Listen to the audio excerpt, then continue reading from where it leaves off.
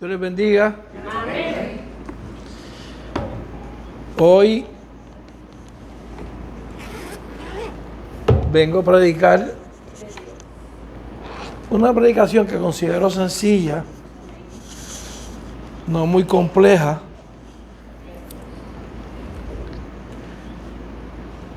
pero a la misma vez profunda en su contenido.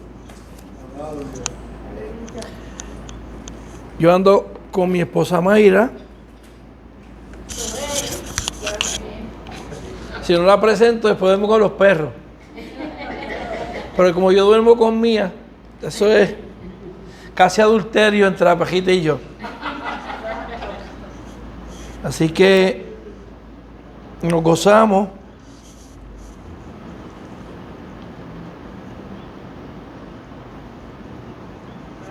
Nosotros preparamos predicaciones y preparamos cultos. Y perdonen por la fatiga, pero es por el riñón.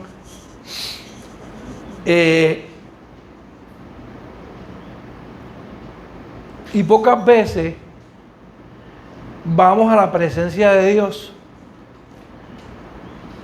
a pedirle a Dios que no te quite,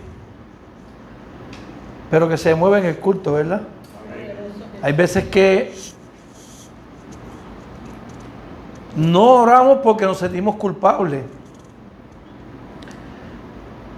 No oramos porque si soy un varón, pues no quiero acercarme a un Dios Padre porque mi papá fue malo conmigo y yo relaciono a mi papá con Dios.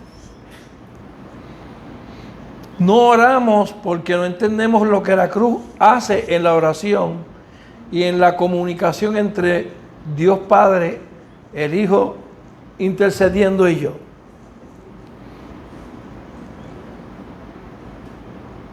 Pero Cristo enseñó, y creo yo, de todas las predicaciones o enseñanzas que Él llegó a publicar en sus narrativas en el Nuevo Testamento, digo Él, y no fue Él, sino sus seguidores,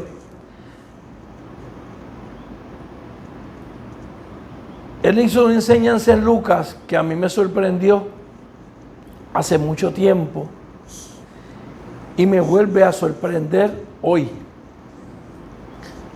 Y es porque pocas veces nos detenemos a pensar la gran instrucción de Jesús a nuestras vidas. Y quiero ser lo más sencillo posible porque quisiera que todo el mundo entendiera. Aquí hay gente que ya ha entendido, pero hay gente que no. Y yo soy de los que creo que los que vienen es a quien Dios le está hablando, no es a los que no vinieron. Que a veces pensamos, no, porque esta predicación era para fulano. No, esta predicación era para ti, que eres el que estabas aquí. Fulano no estaba. Así que vamos a ir a Lucas capítulo 11 del 5 al 13. Lucas 11 del 5 al 13. Lucas 11 del 5 al 13. Leemos en el nombre del Padre, del Hijo, del Espíritu Santo. Amén. Les dijo también, ¿quién de vosotros que tenga un amigo va a él a medianoche y le dice, amigo, préstame 3 panes, porque un amigo mío ha venido a mí de viaje y no tengo que ponerle delante? Y aquel respondiendo desde adentro dice, no me molestes, la puerta ya está cerrada y mis niños están conmigo en cama. No puedo levantarme y dártelos. Os digo que aunque no se levante a dárselos por ser su amigo, os digo que aunque no se levante para dárselos por ser su amigo, sin embargo, por su importunidad. En otras versiones dice impertinencia. Se levantará y le dará todo lo que necesite. Yo digo, pedid y se os dará. Buscad y hallaréis. Llamad y se os abrirá. Porque todo aquel que pide recibe. El que busca halla. y al que llama se le abrirá. ¿Qué padre de vosotros, si su hijo le pide pan, le dará una piedra? O si un pescado en lugar de pescado le dará una serpiente? O si le pide un huevo, le dará un escorpión. Pues si vosotros, siendo malos, sabéis dar buenas dádivas a vuestros hijos, cuanto más vuestro Padre Celestial dará el Espíritu Santo a los que se lo pidan. Padre, en el nombre de Jesús. En esta noche yo te pido que le abras los corazones, incluyéndome a mí, con esta palabra que tú quieres comunicarnos, con esta palabra que tú quieres darnos. Yo te pido, Señor, que esta palabra arrope nuestros corazones y provoque en nosotros una relación íntima contigo, Señor. Que entendamos que es lo más importante.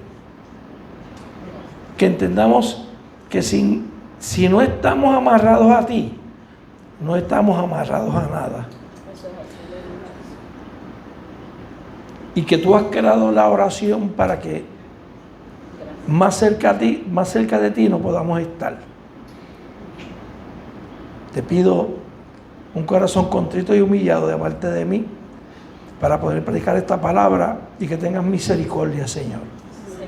Que tengas misericordia y pon lo que falta. En el nombre de Jesús te lo pido. Amén. Se pueden sentar. Jesús empieza,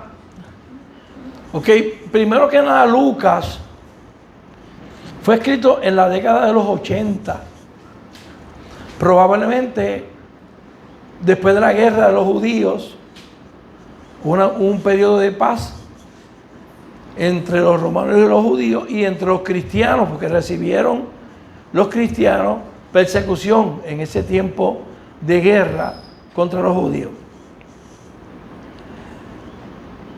Los cristianos posiblemente escribieron esto, también Mateo. Y las fuentes de cada uno fueron, en este caso Lucas fue María, y Mateo fue la familia de José.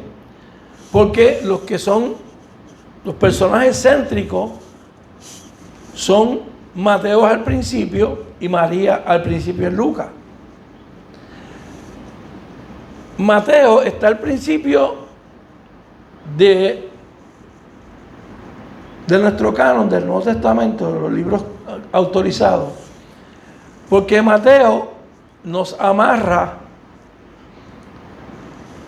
a los judíos, en cierta medida a los libros de los judíos. Mateo tiene 5 sermones de Jesús y la Torá tiene 5 libros, así que hay como una intención de hacer a Mateo la ley del Nuevo Testamento. Eso no fue por casualidad que lo pusieron ahí. Eso tenía toda una intención cuando lo hicieron. No se sabe quién escribió Lucas. Lucas, aunque tiene el título de Lucas, quien dice que Lucas lo escribió Lucas es Eusebio de Cesarea, y fue en el 325 después de Cristo. Probablemente porque quería que estos evangelios, que no tenían título, no decimos que no tenían quién los escribió, entraran al canon del Nuevo Testamento. Era importante que entraran porque eran los únicos evangelios de Jesús del primer siglo que no contenían material de los gnósticos. Así que había que introducirlo de alguna manera, y usted lee Lucas por donde quiera, y Lucas no dice que escribió Lucas. Y donde único tenemos una evidencia de que Lucas lo escribió Lucas es de Eusebio. Pero el problema que tenemos con Eusebio es que para el tiempo de Eusebio no se usaba bibliografía. Así que no sabemos cuáles fueron las fuentes de Eusebio para decir que ese material era lucano. Así que lo que decimos siempre, porque cada evangelio se escribe para una comunidad con necesidades. La comunidad lucana, porque no hay otra forma de llamarlo, recibió este mensaje porque necesitaba orar. Dentro de todas las cosas que aprenden de Jesús, necesitaban orar. ¿Qué necesidad hubo en la comunidad para que surgiera este evangelio? La necesidad era saber que Cristo había nacido. Hasta ese momento, bueno, hasta Marcos, y Marcos se escribió en el 60, unos 20 años antes, pero Marcos no se terminó. Cuando se escribe Marcos, se escribe con la intención de presentar a Jesús. No, el problema con Marcos es que Jesús no nace, muere, pero no nace. Porque empieza Marcos en la mitad, más o menos los 33 años de la vida de Jesús. Así que Marcos escribe este evangelio en medio de una persecución porque vio la necesidad que la comunidad tenía de conocer a Jesús. Las comunidades no conocían a Jesús, conocían a Pablo. Pablo era quien hablaba de Jesús. Y las primeras cosas que se escribieron fueron las cartas, no fueron los evangelios. Así que Pablo se convirtió prácticamente en el Cristo de las iglesias, porque lo que sabían de Cristo lo sabían por Pablo. Y cuando Pablo muere, Pablo se eleva en términos de fe en una posición donde los que están viendo dicen: espérate, hay que escribir de Jesús. Posiblemente Lucas y Mateo se escribieron en los 80 y escribieron el nacimiento de eso. Su intención era incluir a Jesús en la historia, aunque no son libros históricos. Nosotros los llamamos históricos, pero la realidad es que cada evangelio se escribe para una necesidad a una comunidad. De la misma manera que Pablo él escribe a los Efesios o a los Colosenses, porque tienen una necesidad y él escribe una carta. De esa misma manera, estos autores, que son desconocidos, escribieron unos libros sobre la vida de Jesús y con el tiempo le pusieron Mateo, Marcos y Lucas y Juan. De los cuatro, el más importante es Juan, porque Juan incluye verbos donde él se incluye dentro de la vida de Jesús. Vosotros, nosotros, fuimos, caminamos, ¿ve? Y entonces, al final, que él dice quién es el que escribió este libro, más o menos se escribe, pero no dice el nombre. Posiblemente también no decían los nombres porque la iglesia estaba siendo perseguida. Y si tú decías, tú escribías tu nombre en un escrito del Nuevo Testamento, te mandaban a matar.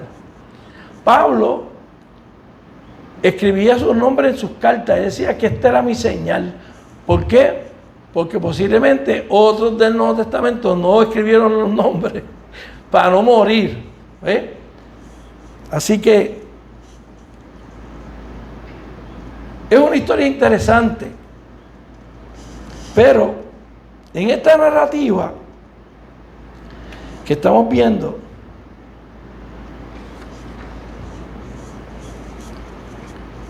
en esa narrativa, Jesús comienza dentro del contexto del Padre Nuestro.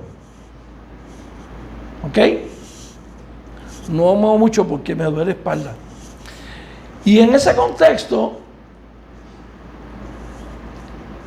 Jesús le enseña el Padre Nuestro por una necesidad que tienen de aprender a orar, porque los discípulos de Juan, que algunos ya estaban con Jesús, sabían orar. Entonces muchos de ellos, como no sabían cómo orar, porque acuérdense que la mayoría de esta gente eran pescadores, ellos no sabían nada de Dios. Lo que ellos aprendieron, lo aprendieron en 3 años. No había nosotros creemos, ¿verdad? Porque siempre creemos, y ese creemos va a la Biblia, y cuando tú la lees la interpretas, y no es conforme al siglo XXI.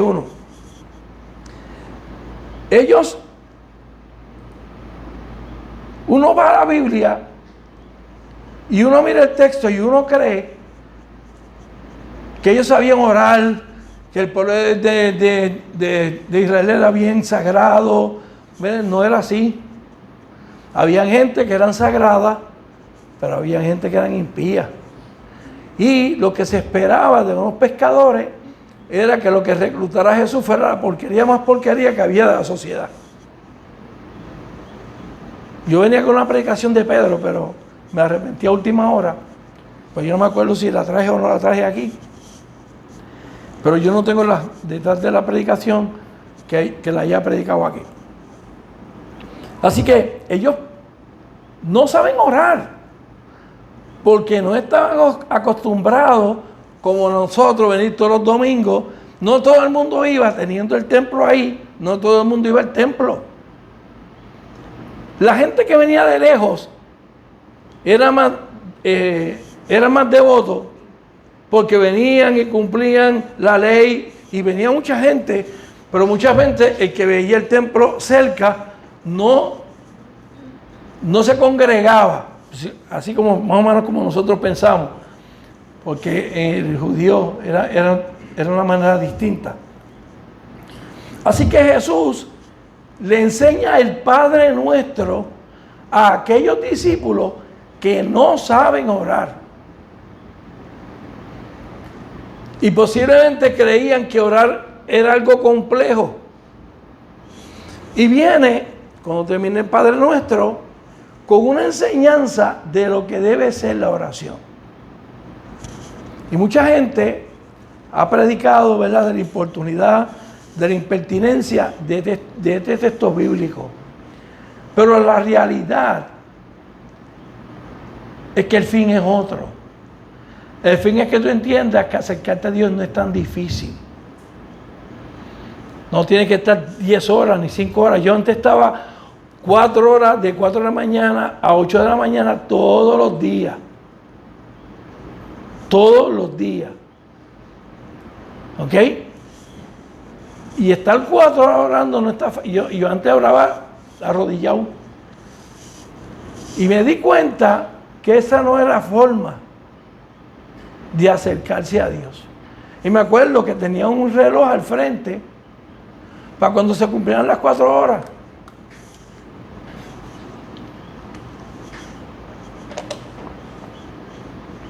Porque cuando tratamos de acercarnos a Dios con estas limitaciones y ser como mucha gente cree que tú te puedes acercar a Dios, pues, estableciendo unos métodos en tu vida y ser un legalista y aplicarte unas leyes y tú crees que las cumples. La realidad es que no las cumple. Llega un momento en que dejas de orar, porque tú no puedes orar todos los días 4 horas. Yo tuve como 1 año y medio metiéndole 4 horas todos los días. ¿Y ustedes saben lo que hizo eso? Nada. No hizo nada. Hay gente especial que tiene que orar, porque Dios le pone en sus manos un ministerio y oran 1 hora, 2 horas, pero no se acerca. La realidad es que no se acerca para nada a acercarse a Dios en la oración.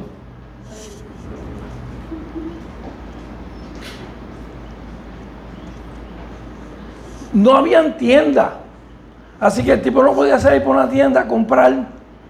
Primero porque era la medianoche, no había tiendas de 24 horas. Segundo porque no había centros comerciales. La gente se acostaba temprano. Ya a las 6 de la tarde la gente estaba durmiendo. Lo más grande que la gente tenía era una casa de 2 cuartos. En un cuarto, 3/4 partes era la sala. Alguna gente metía los animales que podían, ¿verdad?, ser perseguidos por lobos y eso, pues lo guardaban con ellos adentro. Y en una tercera parte, que estaba más elevada, estaba la cocina, y ahí era que todo el mundo dormía. Y se calentaban los unos a los otros. Y dejaban el fogón prendido.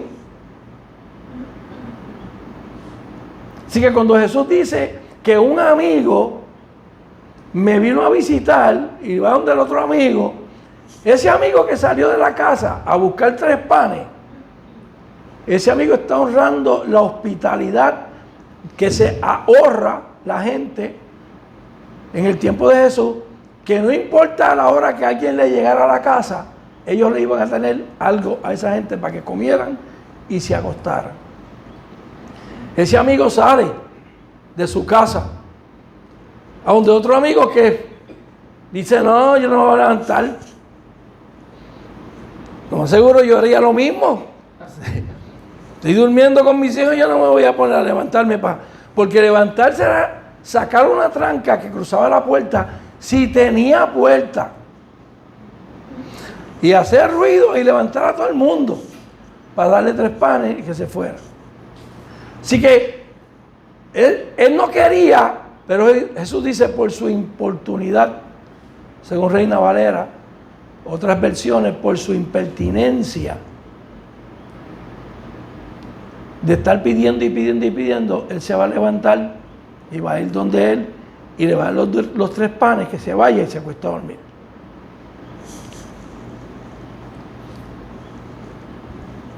Lo increíble es que nosotros leemos esta narrativa y hay veces que la leemos rápido.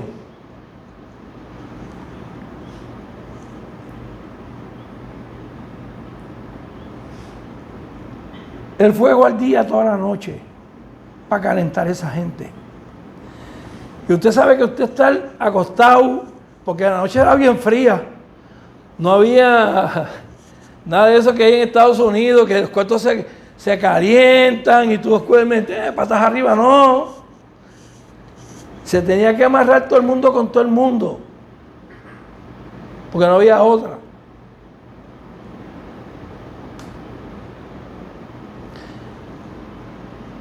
Jesús hace esta narrativa y tú piensas, ves por la importunidad. Si por la importunidad le contestó el Señor, Dios que es bueno, va a contestar rápido. No va a tener problema en levantarse. No va a tener problema en brincar por encima de todo el mundo y darte los 3 panes. El Señor que según nosotros creemos que es bueno, que a veces te lo decimos, el Señor es bueno, bueno es el Señor, por una película que se vio hace un tiempo atrás. La realidad es que Él es bueno.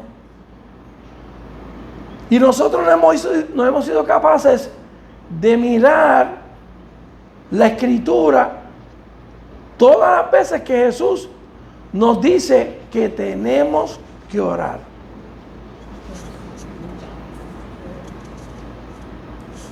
Es que lo brincamos, porque nos conviene si no oramos, ¿verdad? Porque si oramos, lo leemos. Si no oramos, no leemos.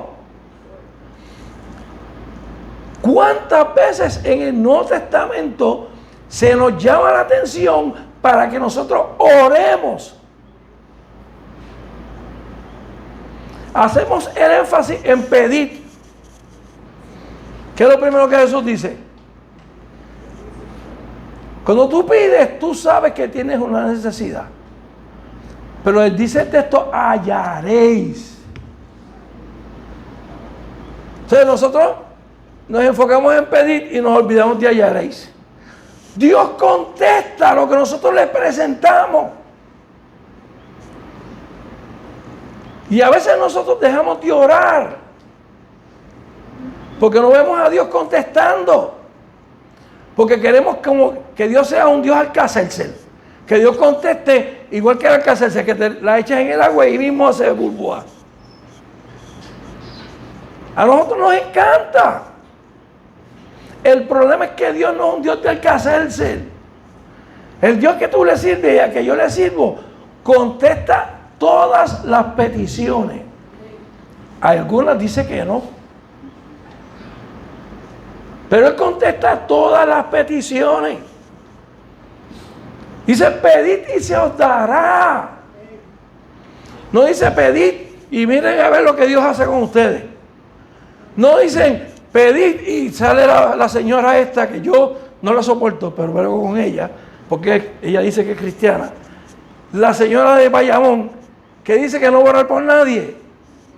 Ningún pastor que se atreva a decir eso no es pastor. Un ignorante.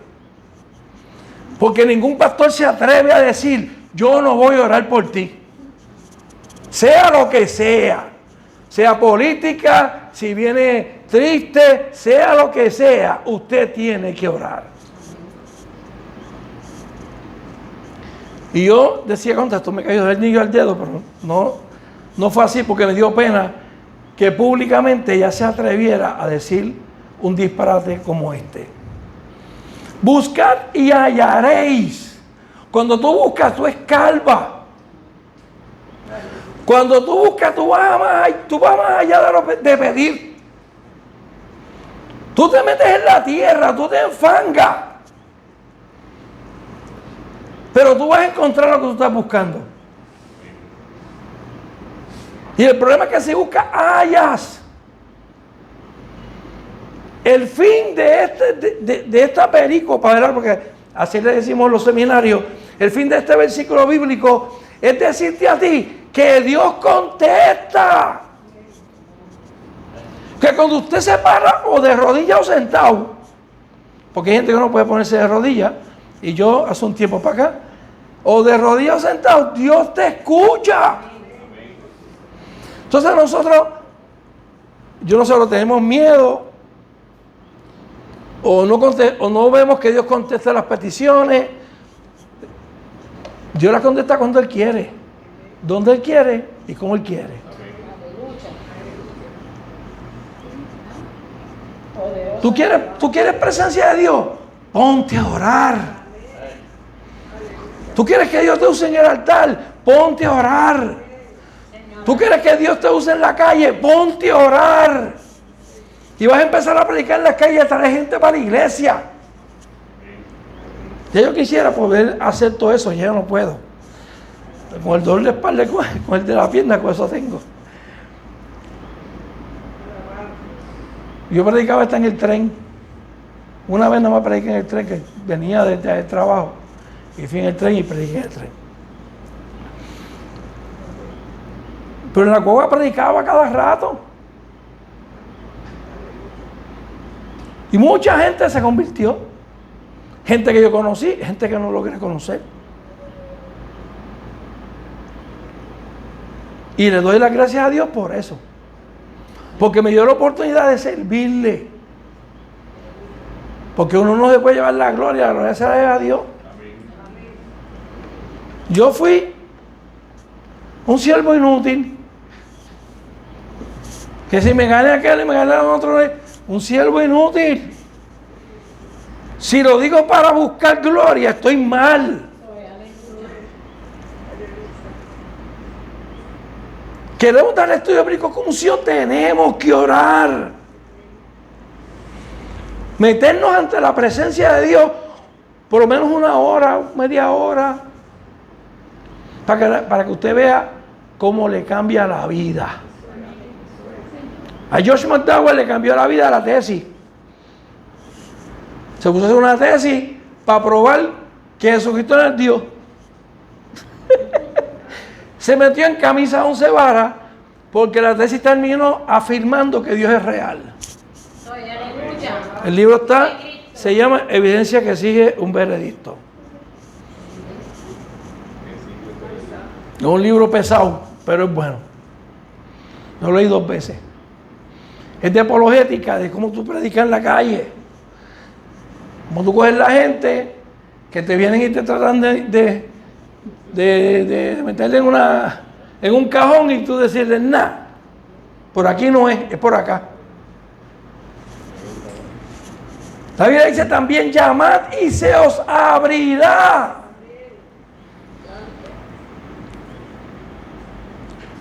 Aparte de pedir, perseveras en el pedir. El que llama persevera en el pedir. Llamad y se os abrirá. La intención aquí es decir: Dios es bueno, porque tú siendo malo, porque Jesús partía de la premisa que el ser humano era malo, era una teología judía, que el ser humano es malo. Tú siendo malo, das buenas dádivas a tus hijos. No le das una piedra, una serpiente, un escorpión. Da buenas dádivas a tus hijos. Tú siendo malo, ¿cuánto más Dios? Jesús dice: ¿cuánto más Dios?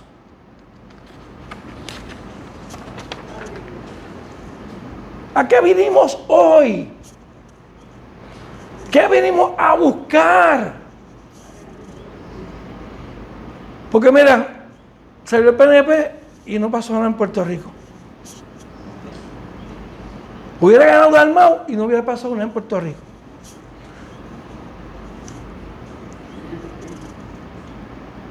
Hubiera ganado, ¿cómo se llama el otro? Jesús Manuel, y no hubiéramos... Todo se hubiera quedado igual.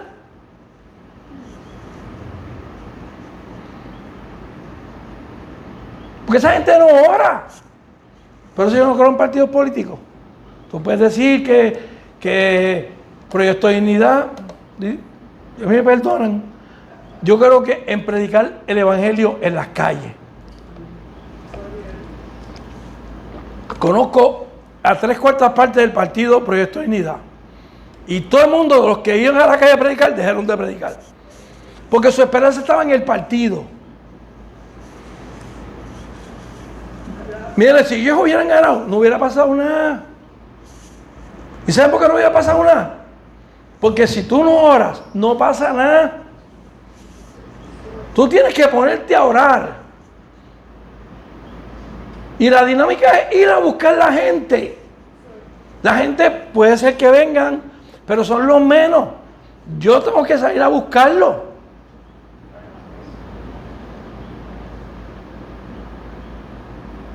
El problema es ¿quién se atreve? Dios contesta las oraciones. Amén. Yo me acuerdo que una vez le pedí 10 personas al Señor en un mes. Y Dios me dio 13.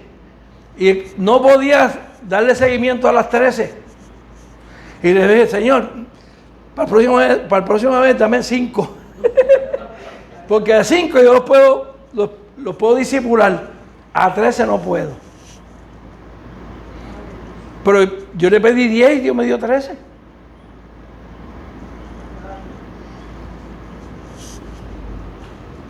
Oramos por gente, porque esto es un negocio de gente. Tienen que venir gente a ser transformados y cambiados por Cristo. Soy el feo negocio de gente, ¿verdad? Pero así me lo enseñaron.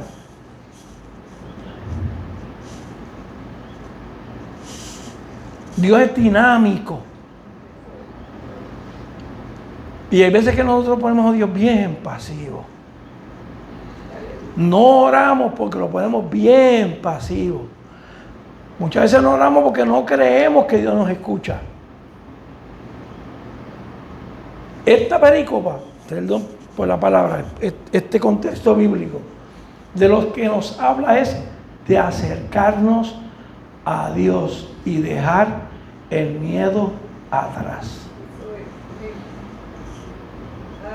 Dicen por ahí, si tienes miedo, cómprate un perro. Pues yo digo, si tienes miedo, acércate a Dios.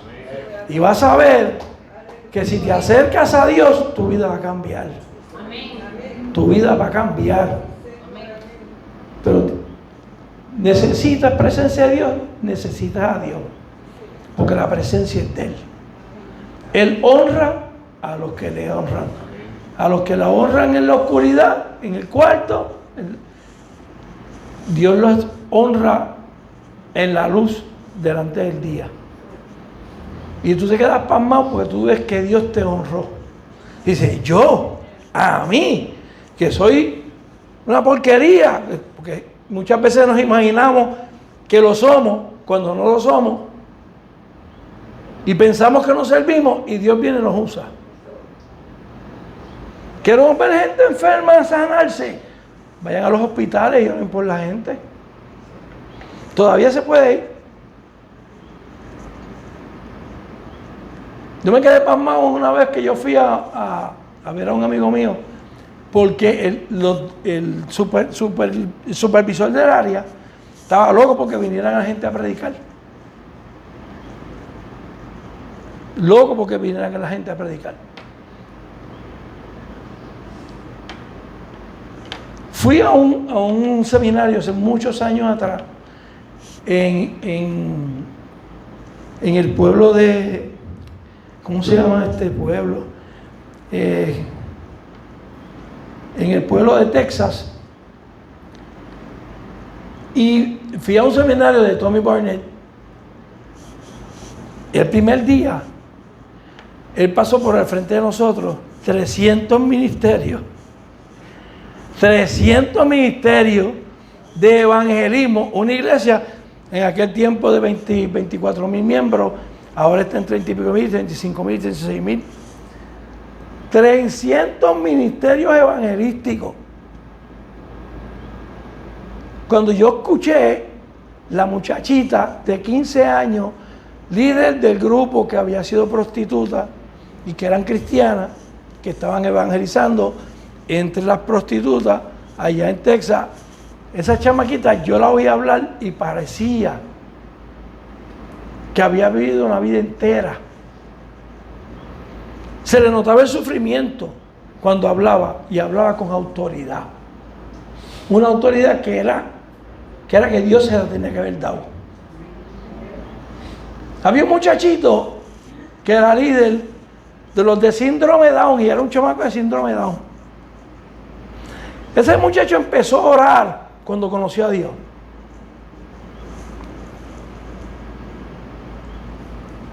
Y él empezó a ir a los hospitales y oraba por los enfermos y se iba. Pero él no oraba por todos los enfermos, él iba a orar por uno en específico. Que en oración, según él, Dios le había dicho, ves allí y ves donde fueron de tal. En el hospital se formó un revolú y bastante grande, porque había un montón de gente que quedaban sanas y ellos no sabían por qué. Así que ellos fueron a investigar a través de las cámaras quién era la persona que estaba entrando y estaba sanando a la gente. Y ellos esperaban que fuera lo más grande del estado, el evangelista más grande. Ese chamaquito iba calladito, de ahí fue líder, iba calladito al hospital, venía donde una persona, oraba por ella, se iba y la dejaba sana. Él no sabía que la dejaba sana.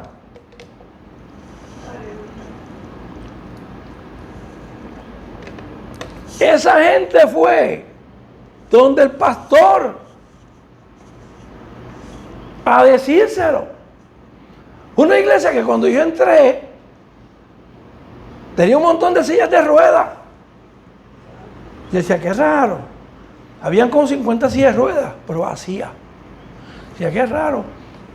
Pasaron al frente los de sillas de ruedas, muchos de ellos de pie, con bastones, ¿verdad? Con los pies medio virados. Pero pasaron por el frente para ver el ministerio de silla de ruedas.